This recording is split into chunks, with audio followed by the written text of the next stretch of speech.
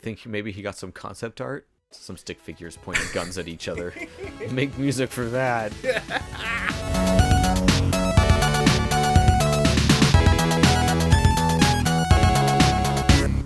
Hey there, what is up, everybody, and welcome to the Audio Files. A place where we get together to hang out, talk about music, video games, and all the things we love about them. I'm your excited music business friend, Alex Knoxville, and one of your co-hosts, joined with the smartest music performer and music analyzer that I know, Mr. Malik Samore. How's it going? This is a very special episode to me. Today, we are going to be diving into Star Wars Knights of the Old Republic.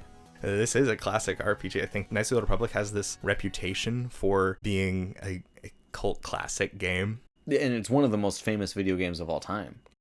For Knights of the Old Republic, they hired Jeremy Soule, who at this point in his career, is the composer that would go on to do Skyrim.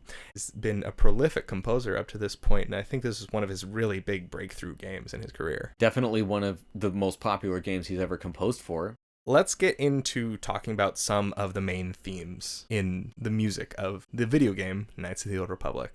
Absolutely.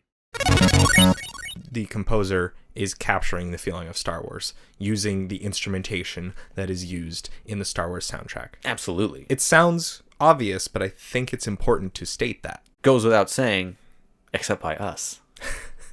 But the other obvious way is the direct quotes. So there are moments of straight up lifting. The track Bastila's theme Uh-huh. from the soundtrack. There's the track that plays in the main menu. It's called like Inside the Sith Base. That track has parts of like the Emperor's theme from episode 6.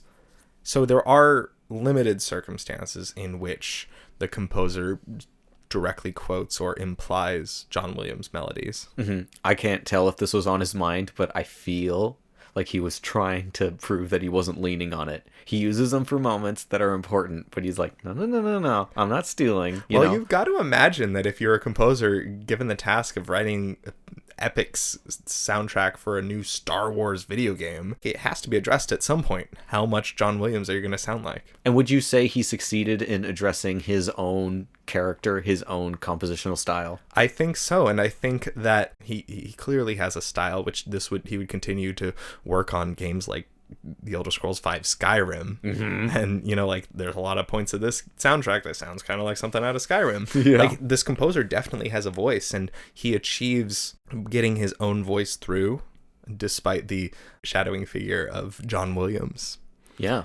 And I think another reason that that's so important, that he has his own voice, is that talking about the actual art of the game, this game has a different voice than Star Wars, the original trilogy. Yeah. We're in a completely different era of the Star Wars timeline. We're thousands of years before the events of the movies, and there's different themes. There's a different feeling to the Republic. This is the old Republic. It's a whole different era. So the music has to have a different feeling. We have to address also the different ways that the music actually plays. By what means is a piece of music selected, or by what means is a piece of music actually played by the game engine. And in this case, in Knights of the Old Republic, the music is playing in a loop based on the location. It's not very sophisticated. It's a system of based on what cell you're in or what actual digital area you're in, there is a certain music cue that has been triggered to either loop constantly or happen based on a trigger of very scripted events, be it a certain conversation or combat starting, but very clear events that trigger new cues to be played. And we were talking about how that unsophisticated implementation releases the composer to have an immense amount of freedom with composing these 90-second to 5-minute slices of music, where his only limitation is create a soundscape that isn't boring and isn't annoying. And besides that, he can create his own atmosphere to each planet, to each city, to each location. And it's got to be a challenge as a composer to write music that can loop without being repetitive. It should be interesting, but not overly interesting. It should have a melody that doesn't distract too much. That's a lot of boxes to tick when you're writing a score. Very fine line to walk. When the composer is composing, they're not composing the final published soundtrack that gets published commercially. They're just writing cues. So he wrote each melody individually, and then they got put into different places. I'm sure that he wrote all these in lots of disjointed parts that we won't really be privy to unless we talk to him directly. The music is implemented into the game, and then after the fact, probably after the game has gone gold and been finished, there's somebody who actually assembles music cues back to back to back and makes it a soundtrack. So he didn't assemble each 90 seconds I the way highly it is. doubt it. I'm sure there's some of those pieces that were through composed, but it's far more likely that when we hear a piece on the soundtrack that has an A, B, and C section, that's because that was an A cue, a B cue, and a C cue that just happened to be combined onto this track. Wow, the implementer's job is bigger than I thought. We got to get the composer on here. And the implementer. I think that this is what's so freaking cool about video game music is like it takes a village. Yeah. You can have the world's best composer, but it's up to the implementer and the actual development team to make it interesting and use it in interesting ways. And that brings us into the composer's voice, how he uses his music, the feelings that he's successful in evoking the most. It's very dreamy. I think all of Jeremy Soul's music for several of the games he's written has this quality of being dreamlike. How do you make music sound dreamy? He uses several tools. Sometimes he instead of creating a simple short melody, he'll create a very long melody to keep your attention, but to never finish the idea. And that kind of drags you along. Sometimes he'll use weird modes, so you feel that the music is familiar, but there are certain notes that pop out to you and that feel that you're not in a place that you are used to being. Not in a place you are used to being. Yeah. I like that. And my favorite thing that he does, so often he'll keep the downbeat kind of vague. So he uses both harmonic tools and rhythmic tools to make the music dreamy. Yeah, he'll float you up in the air. I like that dreaminess is what he goes for because dreaminess lends itself to gaming. He clearly thought about what overall feeling do I want to elicit to people who are gaming. Because if he was writing for a movie, he might go for an overall feeling of action. Right. But for something like this, he wants an overall feeling of escape. And you have to keep in mind that this is a long game. How long did it take you to finish? I mean, I was 12 years old when I first played this, so like 100 hours. This is a game that you're going to hear the music a lot on loop, and it has to transport you, the player. I think the entire published soundtrack is less than an hour long. Yeah. So you have an hour of music that's going to be spread out across 60 hours of gameplay. How do you make music repeat that much without it being overly distracting or annoying? One of the ways that Jeremy Souls answers that is by making his music so dreamy. It makes it an escape. I think that's a good way to say it. I know we had some tracks highlighted that we wanted to talk about from the soundtrack. Did you want to get into that? Let's do it. But before we do, I think now's a good time to talk to the audience about more how they can get involved into the network. Yeah, let's do it. This is our first episode.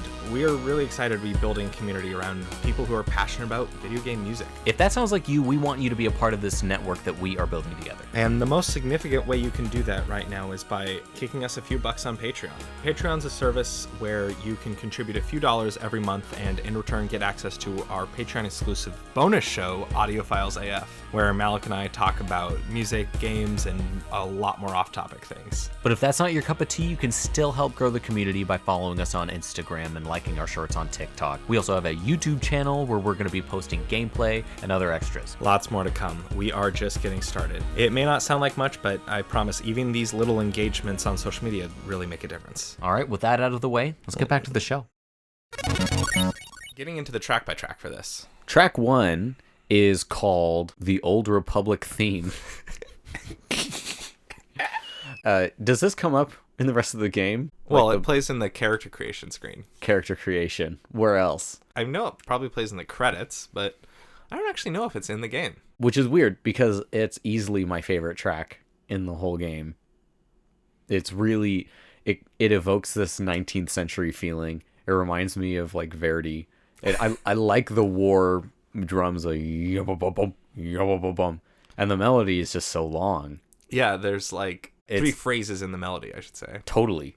And then it repeats in a totally different voice. It definitely got me hyped up as a kid to play this game. I remember sitting there being 12 years old and this epic war sounding song plays and I'm like, oh, this is going to be a huge story. And it sets you up for an expectation of scale of the story you're about to experience. Because Knights of the Old Republic is a big RPG.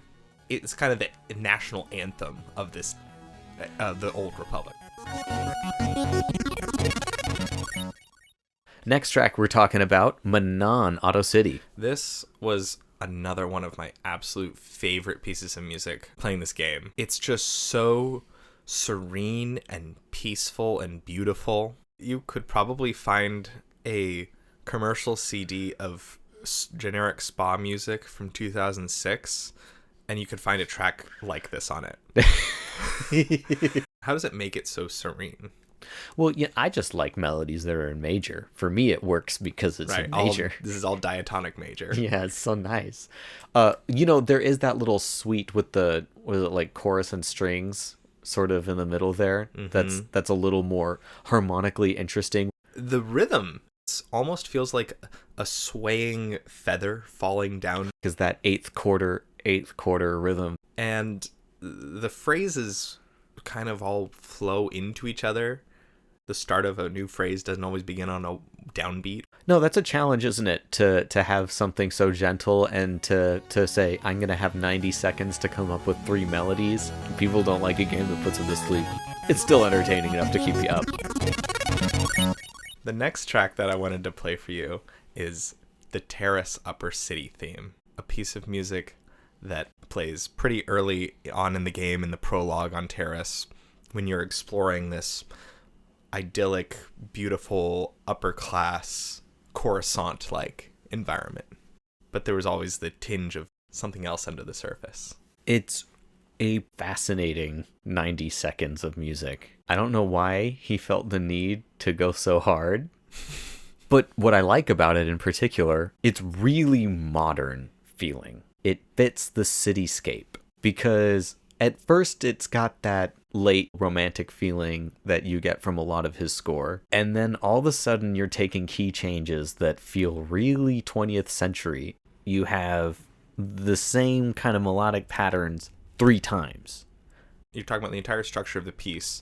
There's 3 sections and it's a repeated idea, musical idea 3 times. Yeah, in the repeated music in the area, he is cycling through this melody in 3 different keys.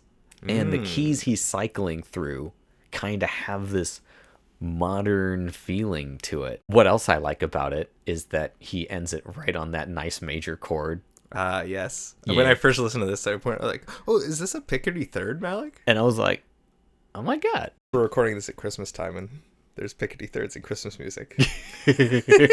There's the one moment of this piece that really puts it over the top for me, and it's the same thing that captured me when I was a kid playing this game. Right about the 40-second mark or so on the soundtrack, you have this organ chord that comes in.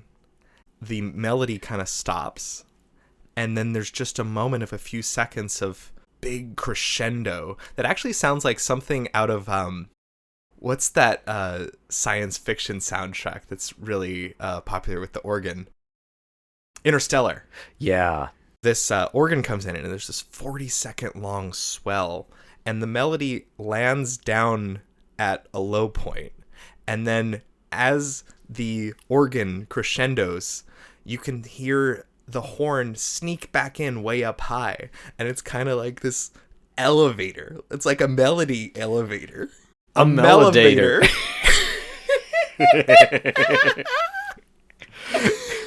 But like, yeah, isn't it a weird choice when they pick the organ?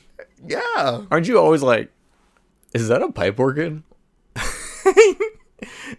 What is? it's probably, I mean, Organ's got to be associated with bad guys, right? I associate with evil. Or, that's interesting, God and Serenity. Whoa. Yeah. Maybe there's something to that. Or civilization. Whoa. Yeah, you think maybe he got some concept art? Some stick figures pointing guns at each other. Make music for that. So the next track I wanted to highlight from this game is Bastila Shan's theme. Of course, Bastila Shan is your Jedi companion in this Star Wars story, the one who teaches you about the Force and tells you could be a Jedi too. For the low price of $19.95. Look, every Jedi story starts with a hot or old person sitting them down and saying, "You see that crazy shit I can do? You could do that too."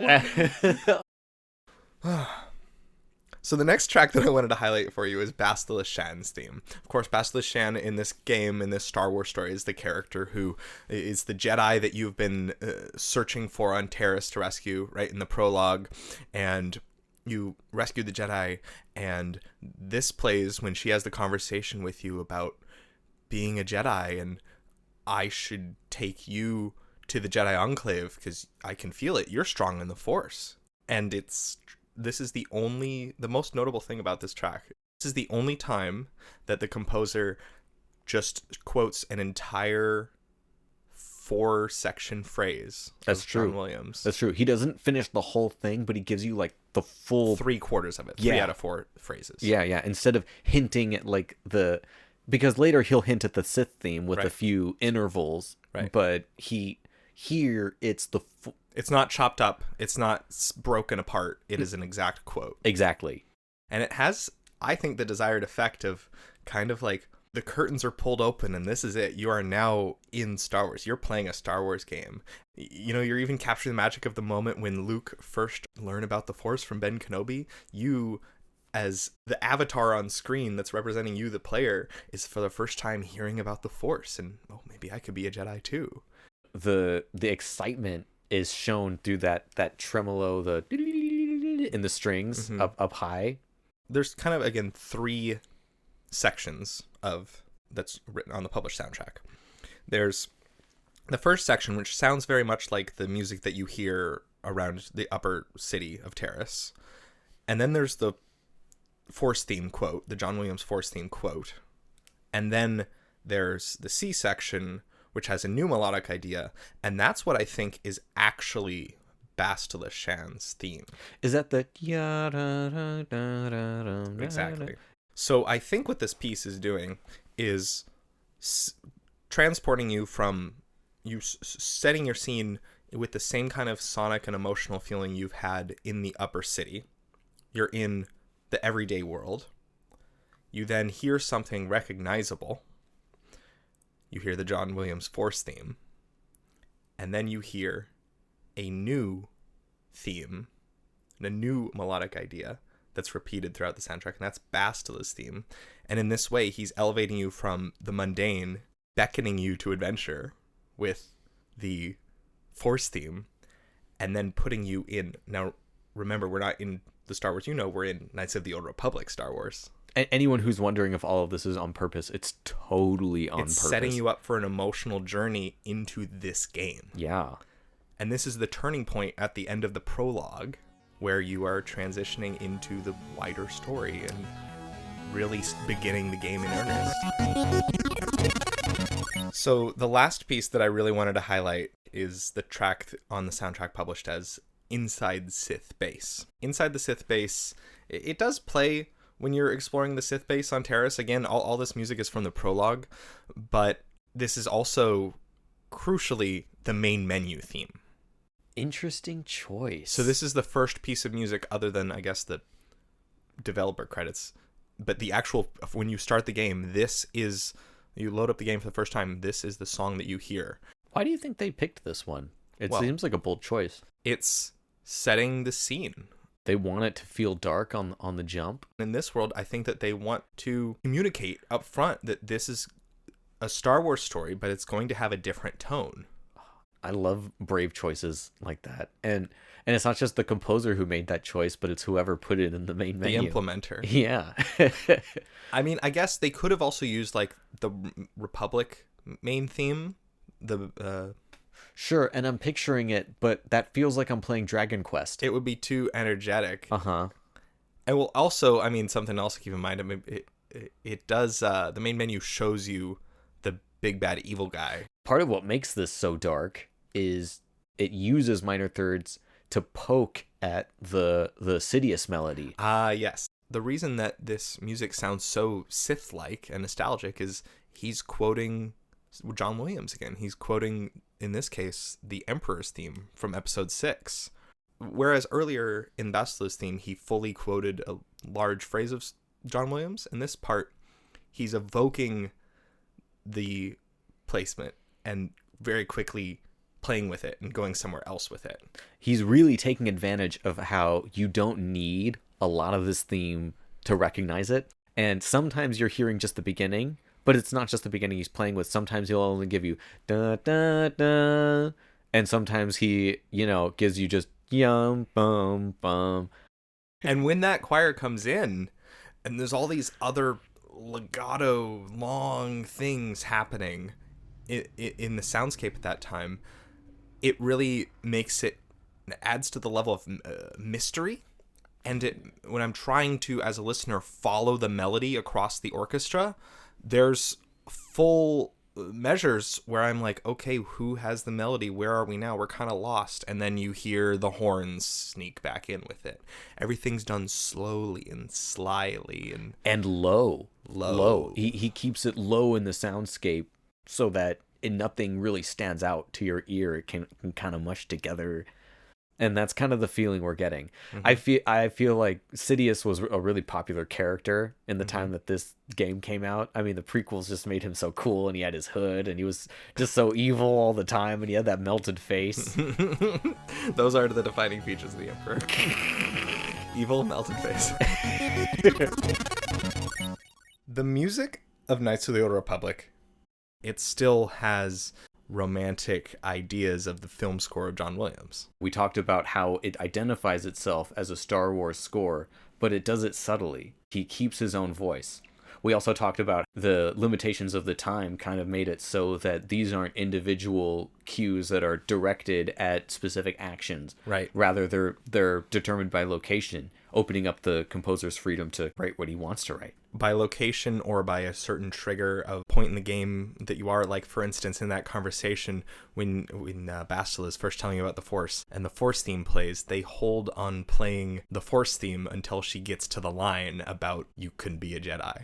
We also talked about how Jeremy Soul's own voice kind of has this dreamy feeling that adds to the charm of the game. Best exemplified by what plays on the Terrace Upper City or on Manon, and that peaceful, serene place where the melody starts on a different part of the bar every time, and it's all very dreamlike. In those ways, Jeremy Soule has done a fantastic job with the music of this classic game that if you haven't played, you should. I feel like at this point, it's one of those games that like everyone just says it's a good game, but I think a lot of people saying that it's a good game haven't actually played it because it came out so long ago. People complain that it's dated, but it's only that the mechanics that are in there aren't around anymore, but they're not dated because they're no good. I just have to say about the music, it's so good that I think that if you played it for somebody who didn't know that this was the soundtrack to a video game, they would just think it's good music. The larger story of this network that we're starting, video games are a legitimate art form, and the music in them needs to be taken seriously. This has been the Audiophiles Podcast. Thank you so much for listening. Take the time now. If you just decided to check this out, you can hop up into your podcatcher and subscribe to it. It really helps us out. Until next time, I'm Malik. I'm Alex. We're the Audiophiles. Play with sound.